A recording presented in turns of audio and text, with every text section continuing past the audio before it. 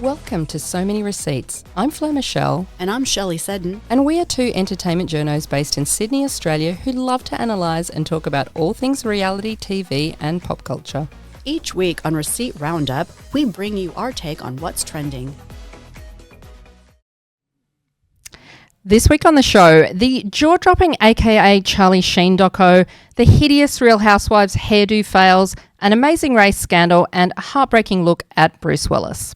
So we don't usually start the show with a doco, but we kind of have to this week because everyone is talking about the new Netflix doco, AKA Charlie Sheen. Yeah. So we've seen a lot of footage of Charlie sharing many crazy stories from his career and his personal life.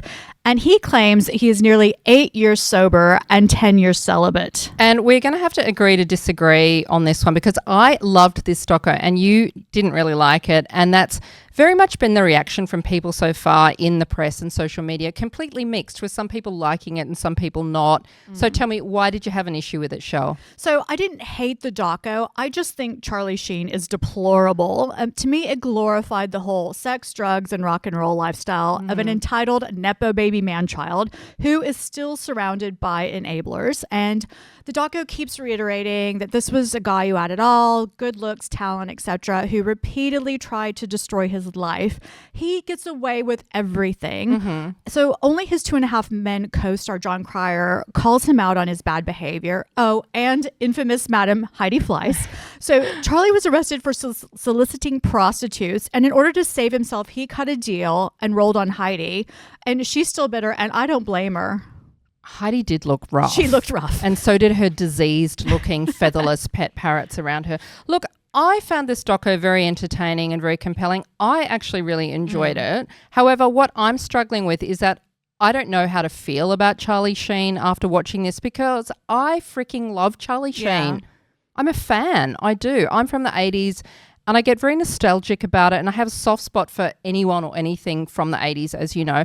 I think he's an incredible actor. He also starred in 2 of my favourite films of all time, which is Wall Street and Ferris Bueller's Day Off. And I just find him fascinating and entertaining. I thought he was quite charming and mellow and clear-headed here. And look, I even found him entertaining in the Crazy Tiger Blood winning non-sober days. However, I am not quite sure how to feel about him now with all of the Corey Haim stuff coming to the surface again. So before we get into the Corey Haim stuff, I feel that lots of really significant things are just glossed over in this documentary. He had a baby girl named Cassandra with his high school girlfriend Paula. When he was 19, he dated Kelly Preston and accidentally shot her. Yeah, I was a bit shocked. I forgot about that. He shot Kelly Preston. And once again, the Kelly Preston thing is just treated like this anecdote. And it's just another crazy Charlie story. And another girlfriend introduced him to crack cocaine and later died of an overdose. His twin boys were taken away from him and his drug addict ex-wife Brooke Mueller. Plus, he faced domestic violence allegations from both Denise and Brooke. Yeah, okay. He did a lot of terrible things to people, I agree, but they do cover that in the doco, and I thought he came across as being fairly remorseful. Well, I do think it's telling that lots of people declined to participate in the documentary. I think that speaks volumes. His mother, Janet, is barely mentioned. His father, Martin Sheen, his brother, Emilio Estevez, his daughters, Cassandra and Sammy, and his son, Max, all declined to participate. I would have also liked to hear from Nicolas Cage, who was apparently his wingman back in I didn't know he was his best friend. I didn't either. Yeah. So, like, Nick was his wingman back in his heavy partying days. Yeah. And his ex-wife, Donna Peel, Cassandra's mom, Paula, I want to hear what they have to say. But then it would have had to have been an entire series. Like, would you have wanted to watch an entire 6-part series on him? I don't think it was intended to be that long. Like, I don't think they wanted to overwhelm the audience because it's kind of grueling already. Well, please, we had to endure an indulgently long clip about a basketball game he once had with Michael Jordan. Yeah. I just wanted interviews with people who maybe challenged his recollections. People like Sean Penn, they were surprisingly not that interesting. And John Cryer was really the only one that pushed back on his terrible behavior. I just wanted to see more people pushing back. I liked Sean Penn. We even disagree on the guests. Where I had an issue is the Corey Haim stuff. So Corey Feldman made a documentary in 2020 called My Truth, where he alleges that both he and Corey Haim were sexually assaulted as children by men in Hollywood. And he said Corey Haim told him that Charlie Sheen assaulted him on the set of Lucas in 1986 when Corey was 13 and Charlie was 19. Yeah. So there's always been a question mark about Corey Feldman, his reliability and his own mental health issues. However, 5 other people also featured in the My Truth doco who do seem very credible. I've watched the clip. One of them is the ex-producer of the Two Corys TV show. They all say Corey Haim told them the same thing about Charlie Sheen and that it was an open secret in their circles. So even if you don't believe Corey Feldman, I do find it hard to believe that 5 other people would lie about the same thing. Yeah, right, exactly. So there are other people who've confirmed Corey Haim's story, and Charlie does address the rumors in the doco. And again, he says point blank he didn't do it, but I always lean towards believing the victims. Like, why would Corey Haim make this up? It's not like he went public with allegations. Only his close friends knew. Although Corey Haim's own family say that Corey Feldman made it all up. So it is very mixed up and the guy is dead. So, you know, we don't know what really happened. But those 5 people led me to believe that maybe Charlie Sheen did do this. And so what do I do with all the fondness that I have for him as a fan and the fact that I really liked him in this doco and I liked how far he's come?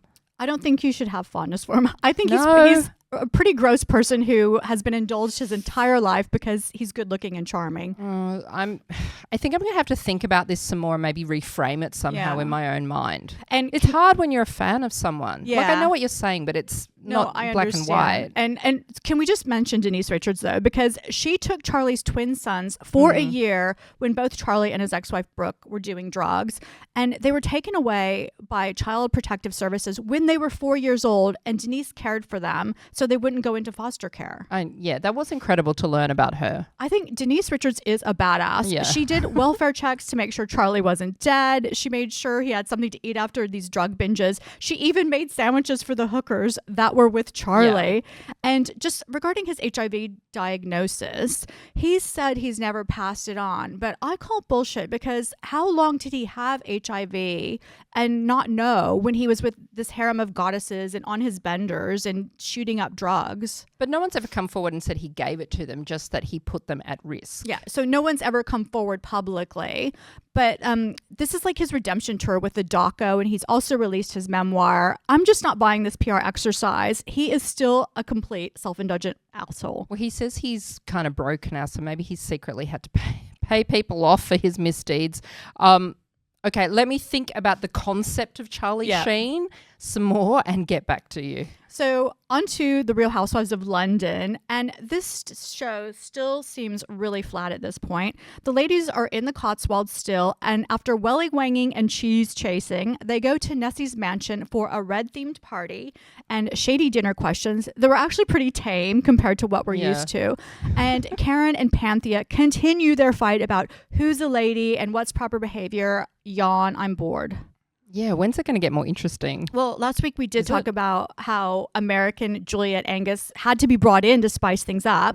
And she finally appears in the next episode. So the preview for next week was actually more interesting than the actual show.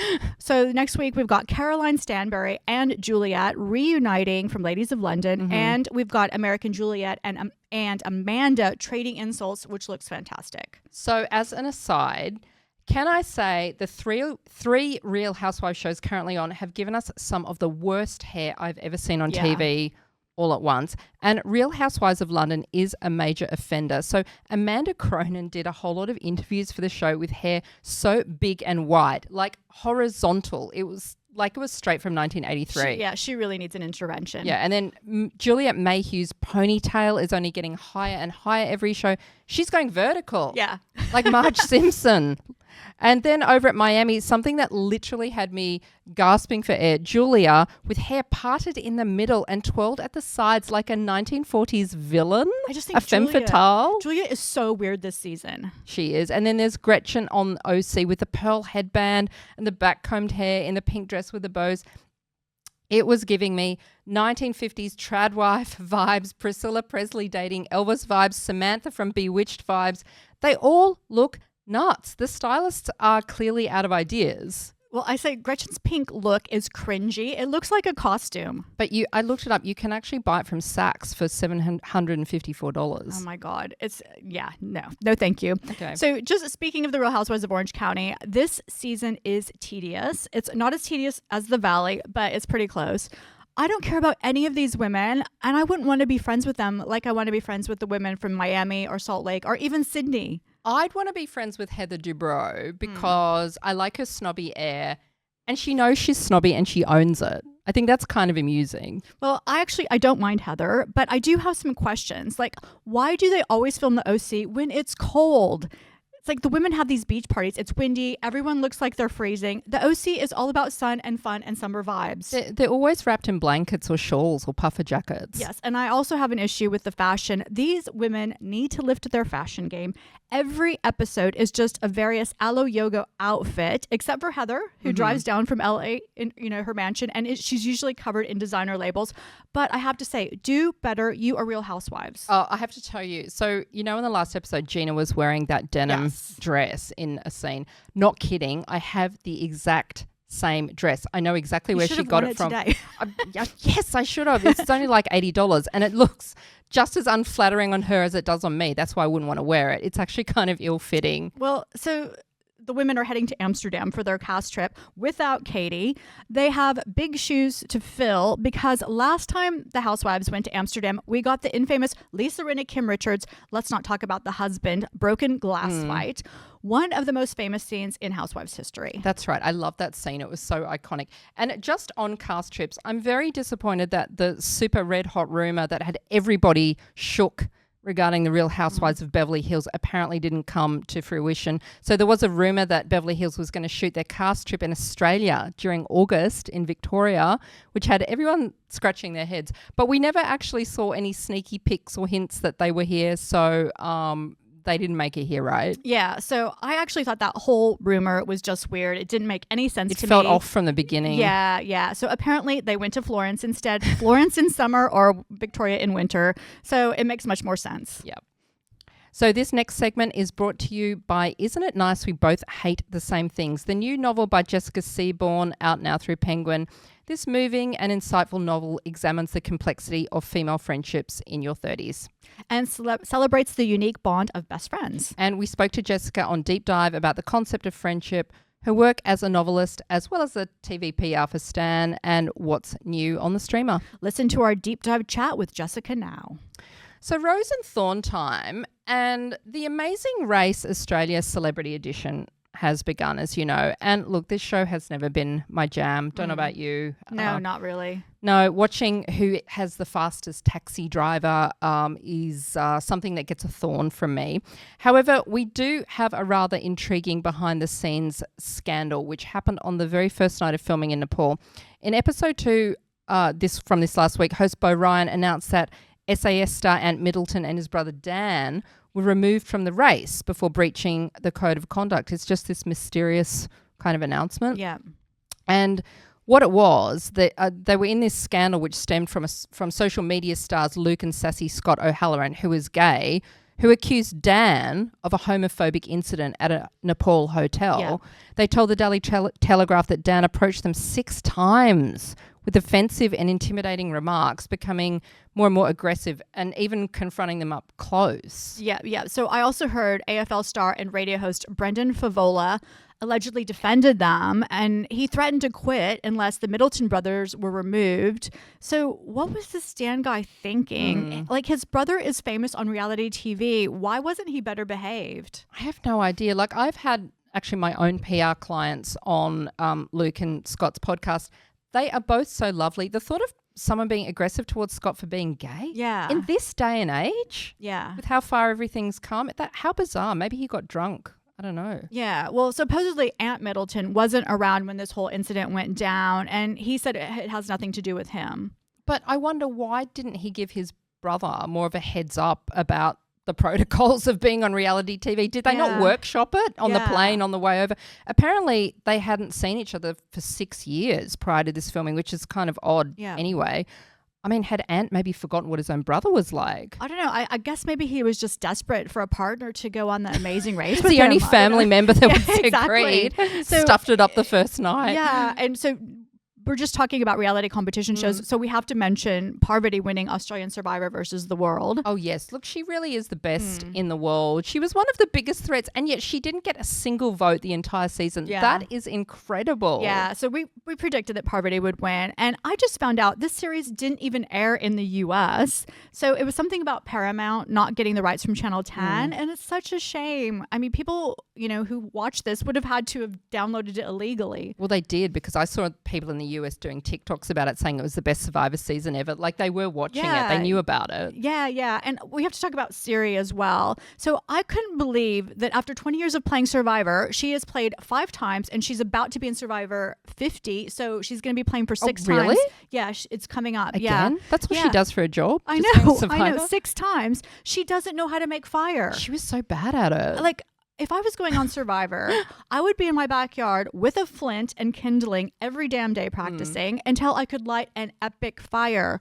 And there is a fun fact. I didn't realize that Siri won the first season of The Traitors. Oh, well, now I don't feel sorry for her for not winning Yes, or exactly. getting She's far won in Survivor at all. something, yes. My kids kept repeatedly asking me, why do they keep referring to this lady as the best player who never won Survivor? And I kept saying, I don't know, kids. I have no idea. Yeah. I still don't get why they say that about Sari. Is that just she's friendly and she skirts through? She's so under the radar. I didn't get it either. Is that the strategy? Yeah. Well, I did love that Luke and Janine kept their ride or die relationship to the very end. And Janine was true to her word and voted for Luke to make it to the final 3. Because whether it was Sari or Luke, there was no way that Janine had a shot of winning anyway. So she might as well have done the right thing by him. She totally did the right thing taking Luke, because there would have been absolute boycott of Boost Juice, at least the next day, of sales going down, because that's her company. Also, I can never really be bothered with Boost Juice. Yeah, I don't do Too Boost many Juice. people lining up. It's too slow, maybe because it's so popular.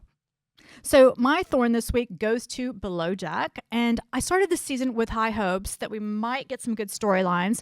Floorsy, you were skeptical because it's all about the laundry, and you were right. This season is so dull. This is, I think, the 3rd show we've mentioned in this podcast, which we found dull this week. Like, what's going on in the reality world? I do think we're in a bit of a lull with these shows. I don't know if it's because it's like summer in America and they're just, waiting to crank things up. But with Below Deck, it's just a lot of shots of chef chopping vegetables or the crew washing down outside of the boat. So, and I cannot watch them fake the drama that the boat might hit the narrow bridge in St. Martin. Again, they do it every single episode. There's always an anchor drama, and it's always like they just stop the anchor. The dramatic music, and it's like, it's not going to be anything. Even with the crew making out with each other and spreading Solen's cold sores, it is barely even watchable. But there was one good episode this entire season where Kyle allegedly shagged a guest and then actually shagged a rando in the toilet. Thank God he did that and gave them something to talk about. I'm relieved that this is the last charter. Solen has made her way through the crew. She's now circling around and shagging the Scottish again. Okay. The guests for the last charter are a group of MILFs who request that the male crew work shirtless. Yes. They've also requested an 8-course fire and ice dinner along with a bunch of dietary requirements, which sends Chef Anthony into panic mode. And as you say, are we really that interested in him panicking about vegetables and watching him chop vegetables? Not terribly compelling. Yeah, exactly. So Anthony and Barbara appeared on Watch What Happens Live this week, and Barbara confirmed that after filming Wrapped, she got into a fight with Jess because she thought Jess still had feelings for Solan. So the cast was staying at a hotel in St. Martin after the show finished, and she was walking to the Sprinter van to go to the airport, and when she passed Jess's room, she opened the door, and Solen was in there naked. So Jess and Barbara no longer speak, and Jess is now in a new relationship with yet another chick. I didn't get them anyway. It felt quite forced. It was just a mess. So next week is the finale, and then we have Below Deck Mediterranean with Captain Sandy, premiering on September 30th. Sandy Yawn. Yes. So it's too soon. That is her last name. I know, it's too soon. Give us a break. So Aisha is the chief stew, and the bosun is Nathan, who got fellow castmate Gail pregnant. So we have a below deck baby. Right. And Gail was this beautiful stew from Perth. I love loved Perth. her. Yes. Everyone on reality I comes from know. Perth. She was absolutely beautiful. And they have a new yacht this season, and it is appropriately named Bravado. Oh, God. And they are Did Bravo pay for that? Yeah, exactly. Did they buy the boat? They're sailing all around Spain. Okay. Well, my second thorn is for a doco series that just dropped on HBO Max called Ruby and Jody, A Cult of Sin and Influence. So this is yet another doco on the infamous Yes. Ruby Frankie case, right? So she's the social media star mom of 6 who was found to be physically abusing her youngest 2 kids after her 12-year-old son escaped, bound in duct tape, and raised the alarm. So Ruby is now in jail along with her friend Jody Hildebrandt, who was also found guilty of child abuse. Yeah, and I watched The Devil in Ruby Frankie on Disney Plus earlier this year. Remember when we talked about that? Yes. And that is a great look at Ruby and the dangers of family vlogging on social media. It's more about Ruby. And I was like, what else could they possibly say about this case? Maybe I won't watch it. But I'm glad I did because the series is almost entirely on Jody. So that's an interesting counterpoint. Yeah, I did try and watch it. I barely got through the first half Okay. an hour. Like, you know how I feel about breeders, but I do love a good cult doco. So is this like a cult doco? Yes, because they say it's the cult of sin and influence. And they actually do prove that it is a cult. Jody and her Connections therapy group. Kevin and Ruby Frankie were totally under her mind control, although Ruby was already abusive beforehand. And then I did a deep dive and I was shocked to find that Jody Hildebrandt's teachings still remain online. Oh, wow. So the official website expired, but her social media pages on Facebook and Instagram, they still remain. They're still up. They haven't been updated since August 2023, but they are now still like almost every day they're flooded with trolling comments. Yeah. It's like a shrine to leaving my trolling comments somewhere about these people. That's the feeling I think people have. And even more concerning, Jody's Connections podcast is still online. Wow. So that's got 243 episodes. It's everything from topics like controlling your loved one to teaching children about truth and distortion. You can actually listen to them right now. And they're so creepy to listen to in light of everything that's happened. That's terrible. I think there should be some kind of measure or law put in place that takes social media sites down if you're a convicted criminal. Yeah, I don't think there's not. I think you can only remove it if you're an admin on the site. Because nothing happens to social media when someone's jailed unless an admin deletes it. And her influence is still lingering on. I mean, how can this be? I think it's unusual because they were social media stars, and that I'm guessing that a lot of people that go to prison do not have a social media site or a public presence in that way, but they did. So what happens to their sites? Yeah, it's just crazy. So finally, I have a rose to present, and it's more serious than usual. So I watched Emma and Bruce Willis, The Unexpected Journey on Disney Plus, about Bruce Willis and his dementia diagnosis. And a lot of people find themselves in the sandwich generation, where they're looking after children and also caring for aging parents. So dementia touches a lot of lives, and it is so full on. And Bruce was diagnosed with frontotemporal dementia in 2023. It's called the black belt of dementia because it affects language and personality and causes a gradual cognitive decline. Yeah, and I mean, we're in this sandwich generation, right? Gen X. I watched as well, and Emma, Bruce's second wife, spoke to legendary journo Diane Sawyer about navigating this whole journey. The interview was really raw and honest, I felt. Emma said that they started having problems in their marriage because Bruce's personality changed. He was normally really warm and funny and caring, but he became cold and withdrawn, and apparently it removes empathy, this particular type of dementia, which is just awful. And she thought she had done something, and then when he started to become confused and his childhood stutter came back, that's when they went to the doctor and they got a brain scan and it revealed the diagnosis, but there's no treatment. Right. Yeah, that's so sad. So I have nothing but respect for Emma, and they have 2 young daughters together, and Emma ended up being Bruce's full-time carer, and she's written a book about it, and she's become an advocate for carers. So Bruce is now 70, and he has moved into a second home nearby where he has a team that cares for him around the clock. And how amazing does Emma look? Just, beautiful. You know, quietly. She's almost 50, but she looks 30. I'm pretty sure she hasn't had any work done. Yeah, she's beautiful. Emma has received actually a lot of criticism criticism for moving Bruce out of the family home, but I don't think people can judge. She just needs to do what's right for her, what's right for the girls. And I just think they're lucky that they have the money to afford full-time care, which is crazy expensive. And a lot of people have to do this on their own. It's all consuming. It's 24/7. I don't know how people do it without help. I'm surprised people are criticizing her. Yeah. I totally get why they would do that, especially if you've got the means. Yeah. They've got young kids. Yeah. So especially it's hard when you see Bruce, the clips of him in his prime. He was such a larger than life character, always joking around, singing.